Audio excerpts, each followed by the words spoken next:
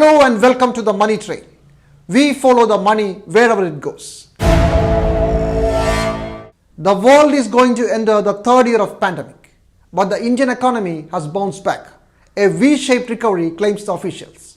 But we don't see any significant rise in industrial activity or improvement in employment opportunities or rise in consumer demand. Then how can this happen?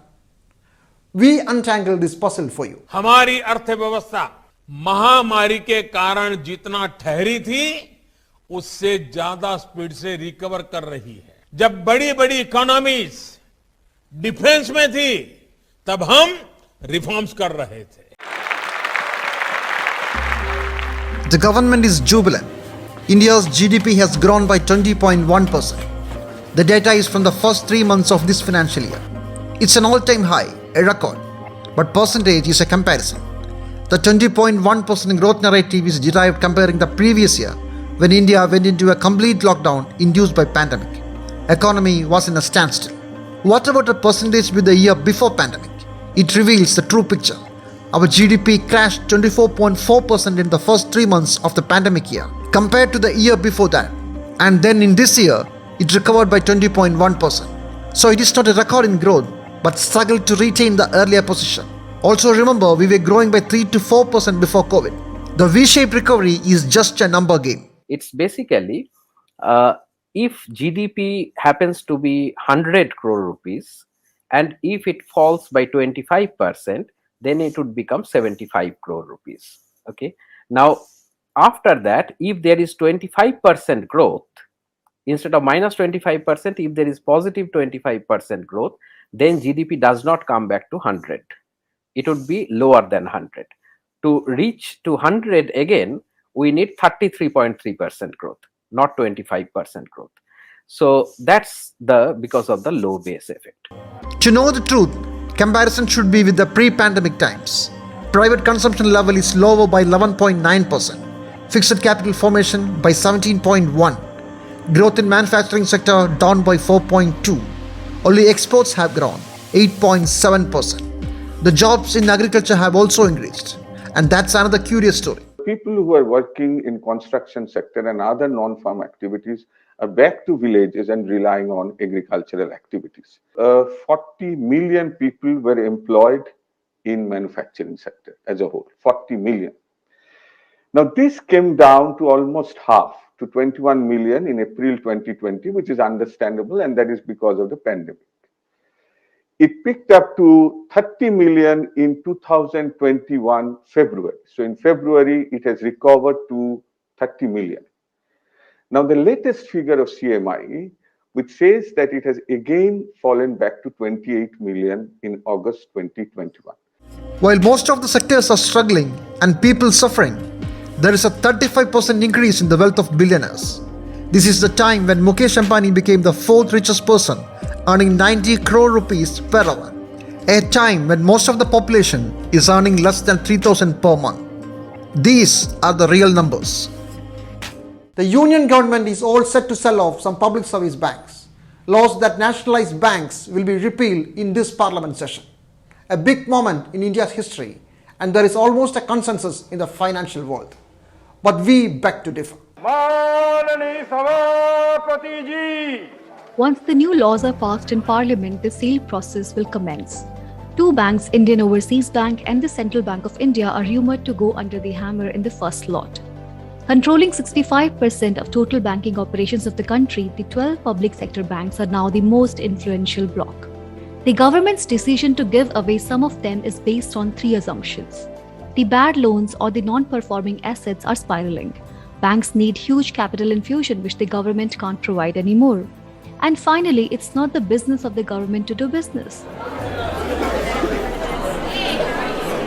Lost in this argument is the volume of business these banks handle. Our nationalized banks control about 2/3 of the total banking business. A large share of business also means a large share of bad debts. And who are the major defaulters? The same private sector to whom the banks are to be handed over. Happy New Year. The Vijay Malla story is enough proof of how the government-controlled banks give away huge amount of loans without enough securities. Many of the huge bad debt stories started with banks giving away loans succumbing to political pressures. Non-performing asset is there in both public as well as private banks. Only thing, the private banks had been careful that they were lending only for short-term loans. Their loans are restricted to mostly retail lending, like consumer loan, housing loan, car loan, two-wheeler loan. Whereas the public sector banks, they have to give mudra loan, they have to give loans for MSMEs, and they are also forced to give huge corporate loans. The board of directors and politicians in the government are partners in the crime. And for their sins, the banks are sold out. Huge infusion of capital to the banks, which the government highlights to exit, is also the epilogue of the story of the bad debt caused by big private players. Why do we need capital? We don't require capital at all. 2016, February, Parliament Standing Committee on Finance gave a report. In that report, they had clearly given certain recommendations on how this NPA can be brought down and what is the root cause of the NPA. But after 5 years, the government has not taken any steps to implement that recommendations. And the government cleverly underplays the dividend payout it received over these years as a major shareholder. The banks have paid back the investment many times. Public sector banks are making continuous losses for many years, but 2021 was their comeback year. They garnered a net profit of more than 17,000 crore. Indian Overseas Bank, one of the two banks rumored to be sold off, had just come out from a corrective action framework of RBI. The other bank, the Central Bank of India, is also on path of recovery.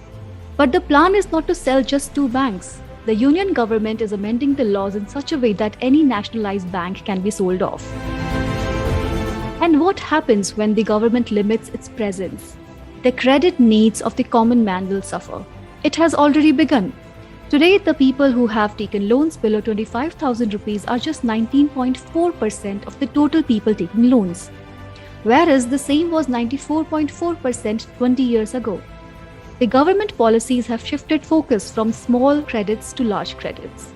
Cutting down employee strength and limiting rural branches are already making an impact. The people are thrown to the mercy of money lenders and non-banking financial institutions, which are both the same. And when the private players come in, will the profits increase? If they fail, will the government remain a silent spectator? The crisis in Global Trust Bank, Centurion Bank, and Yes Bank did not happen very long ago. The nationalized banks had to step in. Millions of rupees were pumped in to save them. Yes, in the new India, all profits are privatized and all losses nationalized. Moving on to another story, we witnessed the fastest repeal of a law on December 1st. The farm bills passed 1 year back has been withdrawn, but the farmers are still agitating. Now the focus is on minimum support price. It seems another standoff has begun.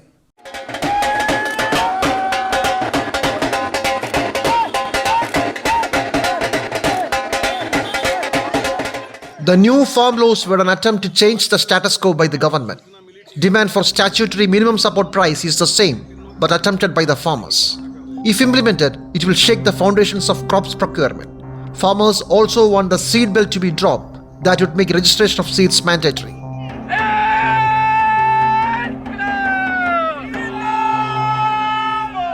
After tasting victory, they are going on the offense. Currently, minimum support price is not legally enforceable except for sugarcane. Union government declares minimum price for 23 farm commodities every season and fling them to the mercy of market forces. However, its agencies procure paddy, wheat and cotton on its own from some states. If made mandatory, no private player can buy any listed commodity below the declared price, and one can cultivate with a fair amount of surety about the returns. Farmers are demanding total cost of production and its half as the minimum price. Most importantly, it includes rental value of the land and interest on capital spent. Government's disagreement with the farmers starts from the calculation of MSP, says it's exorbitant. Moreover, a price fixed without considering the market demand will be disastrous, argues Niti Aayog. Market disruption, inflation, fall in agriculture exports are the words. These are the same words international financial institutions use to argue for free market. International Monetary Fund's Article 4 report on India in fact warns everybody the dangers of minimum support price. Taking agriculture to market is the slogan. No wonder that World Bank and IMF experts openly supported the new farm bills right from the beginning. But who needs market if the farmers won't get their due share? Means of sustenance, money to farm again. 5 years before, the narrative was different.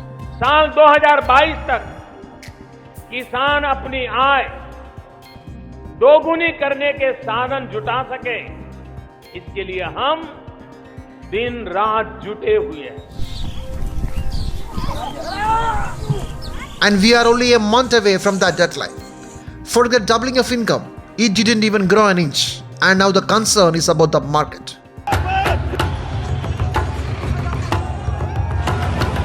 The battle lines are drawn, and it's the international financial institutions teamed up with union government versus the farmers of the country. And what we are witnessing is just the second round of a long battle.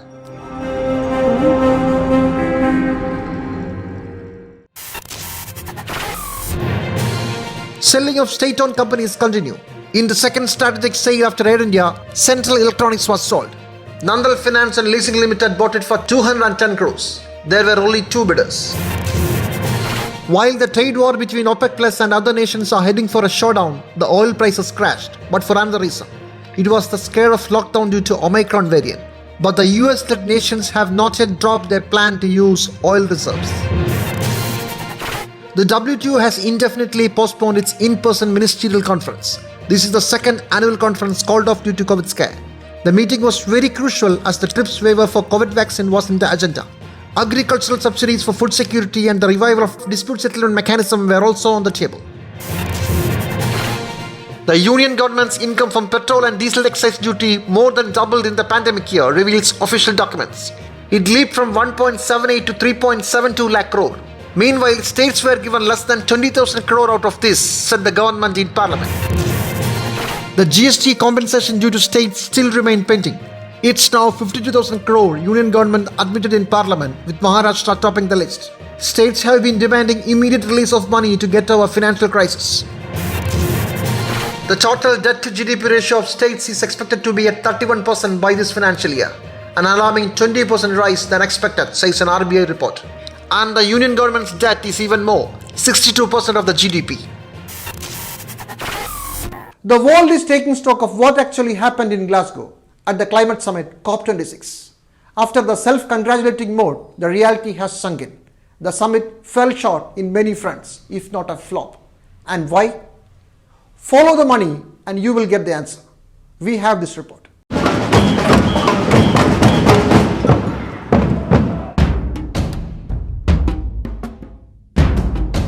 In Glasgow, it was business as usual. Everybody accepted that we are living on the edge. That if we don't act today and now, things will get out of hand forever, and that the burning of fossil fuels will have to stop. But at the end of the day, everything boiled down to one thing: money. Developed nations were not willing to help the developing ones to phase out fossil fuels in a way it counts. The promise of $100 billion per year by all the developing nations together was again postponed. They had to deliver it from last year, and in the summit it was pushed to 2023. The wealthy nations like UK and US are what they are from carbon-intense economic development, the very reason for this crisis.